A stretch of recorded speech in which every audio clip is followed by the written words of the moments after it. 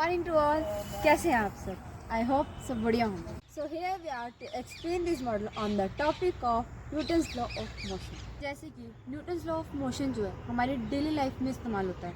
Example हमारी sports, ठीक है। स्पोर्ट्स में जो जैसे हम कोई भी परफॉर्म कर रहे हैं, कुछ भी परफॉर्म कर रहे हैं, उसमें न्यूटन्स के 3 लॉज में से कोई ना कोई लॉ तो लगता ही है। सो इस मॉडल में हम आपको तीनों न्यूटन्स के लॉ जो है एक्सप्लेन करने वाले हैं। सो जो फर्स्ट लॉ है लॉ ऑफ इनर्शिया, वो आपको अंजलि सोनी एक्सप्लेन करेगी, ठीक है। एंड सेकेंड लॉ हमारा law of acceleration, second law वो हमें मनदीप एक्सप्लेन करने वाला है। एंड थर्ड लॉ है जो हमारा law of action and reaction, वो आपको अंजलि कुमारी एक्सप्लेन करेगी। Let's start. I am here to explain you about Newton's first law. So our first law is law of inertia, in which an object remains at rest will remain at rest and an object remain in motion will remain in motion. अगर कोई object motion में होगा तो वो motion में ही रहेगा, और अगर कोई ऑब्जेक्ट या बॉडी रेस्ट पे है तो वो रेस्ट पे ही रहेगा। फॉर एग्जाम्पल अब हम देखेंगे कि हमारे स्पोर्ट्स में जो न्यूटन्स लॉ है उसका फर्स्ट लॉ कहाँ पे यूज़ हो रहा है। तो हमारे स्पोर्ट्स में ये लॉ है वो जो फुटबॉल में यूज़ हो रहा है। जैसे जब तक जो हमारा ऑब्जेक्ट है वो बॉल है, उस पर जब तक कोई भी अनबैलेंस फोर्स नहीं लग रही है तब तक वो मूव नहीं होगा।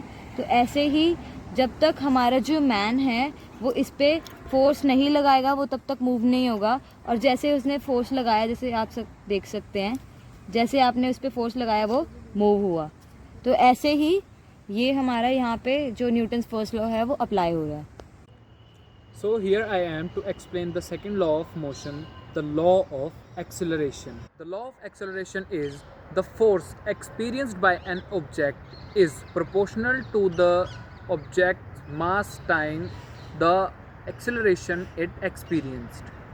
यानी कि हमारा जो ऑब्जेक्ट है अगर उसका मास ज़्यादा है तो हमें उस पर फोर्स भी ज़्यादा लगानी पड़ेगी ताकि उसका मोमेंटम बढ़े, और वहीं जो हमारा ऑब्जेक्ट है उसका जो दूसरे ऑब्जेक्ट का मास अगर कम है तो हमें उस पर उतनी ही कम फोर्स लगानी पड़ेगी ताकि उसका मोमेंटम बढ़े।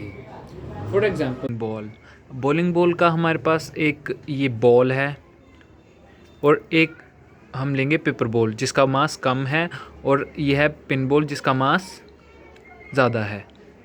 बॉल को मूव कराने के लिए, इसके मोमेंटम में लाने के लिए हमें थोड़ी ज़्यादा फोर्स लगानी पड़ेगी। अब मैं फोर्स के लिए अपने थंब का यूज़ करूँगा। Now instead of pin ball हम एक पेपर बॉल का यूज़ करेंगे जिसका मास कम है। अब मैं फोर्स तो दोनों पे इक्वली ही लगाऊँ, उस पे भी उतनी ही लगाई थी जो बॉलिंग बॉल थी, अब मैं पेपर बॉल पे भी उतनी ही फोर्स लगाऊंगा।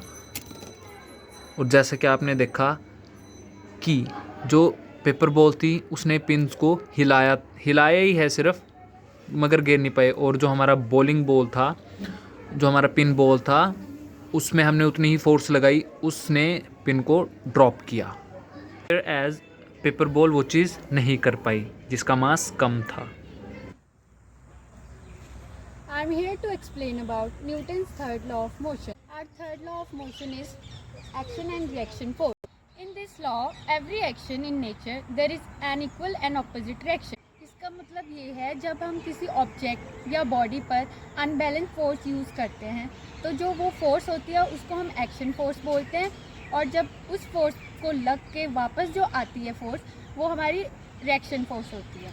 यानी कि every action is equal to reaction. For example in squash जब हम कोई भी शॉट हिट करते हैं तो जितनी फोर्स से हम शॉट को हिट करते हैं उतनी ही फोर्स से वो वापस आता है। जैसे कि स्क्वॉश में मैं जितनी फोर्स से शॉट को पिक करूँगी उतनी ही फोर्स से वो वापस आएगा। This is called law of action and reaction force. We hope जो हमने ये मॉडल तैयार किया है न्यूटन्स लॉ ऑफ मोशन का वो आप लोगों को अच्छे से समझ आ गया। Thank you for watching this video and be safe, be happy, be healthier always. Thank you.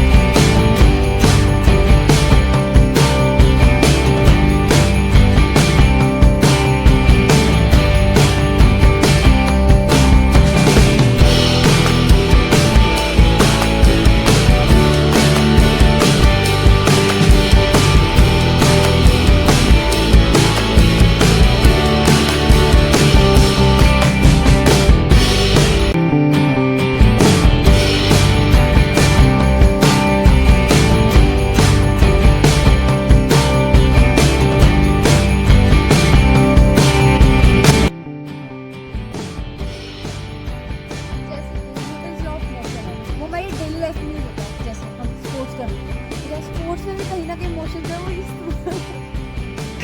जैसे न्यूटन यार मेरी बात